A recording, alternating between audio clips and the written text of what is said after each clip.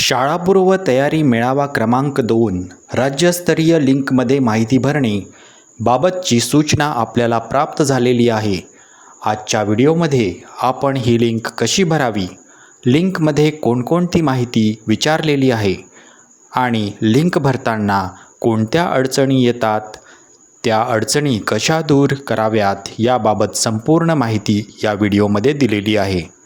नमस्कार, मी देवेंद्र नखाते आपल्या सर्वांचं माय स्कूल या यूट्यूब चॅनलवर मनापासून स्वागत करतो. व्हिडिओमध्ये दाखविल्याप्रमाणे आपल्याला राज्यस्तरावरील लिंकमध्ये शाळापूर्व तयारी मेळावा क्रमांक 2 ची माहिती भरण्यासंदर्भाने सूचना प्राप्त झालेली आहे. सोबतच निळ्या अक्षरांमध्ये आपण लिंकसुद्धा पाहू शकतो. चला, लिंक भरण्यासाठी आपण या निळ्या लिंकला टच करून घेऊया. ही लिंक आपण कमेंट बॉक्स व डिस्क्रिप्शन बॉक्समधून सुद्धा मिळवू शकता. लिंकला टच केल्यावर आपण या प्रकारच्या इंटरफेसवर येतो. इथे आपल्याला काहीच दिसत नाही आहे, तर आपण ह्या चेहऱ्याच्या बटनावर दाबून आधी लॉगआउट होऊन जायचं आहे.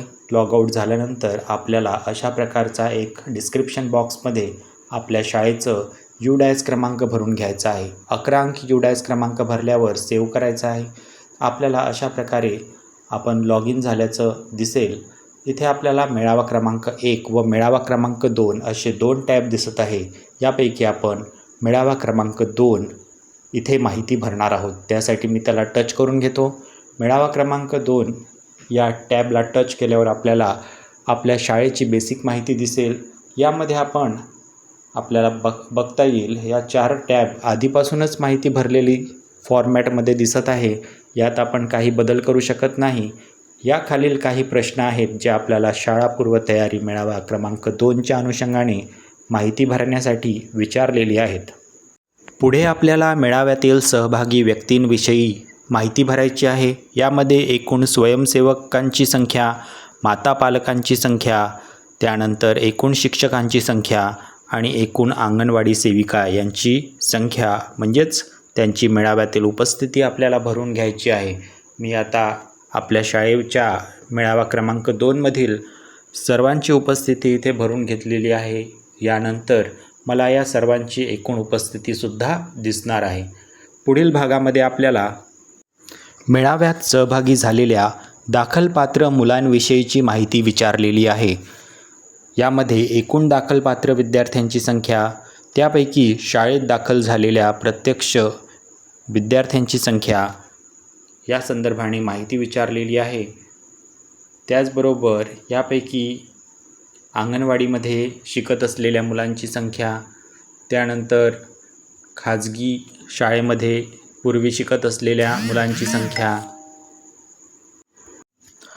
सरकारी पूर्व प्राथमिक शाळेत नामांकन असलेल्या विद्यार्थ्यांची संख्या, कुठेही नामांकन नसलेल्या विद्यार्थ्यांची संख्या आपल्याला भरून घ्यायची आहे. यानंतर माता पालकांचे गट तयार केले आहे का, होय किंवा नाही निवडून घ्यायचं आहे. जर केले असतील तर गटांची संख्या आपल्याला भरून घ्यायची आहे. याबाबत माहिती भरून घेणे आवश्यक आहे.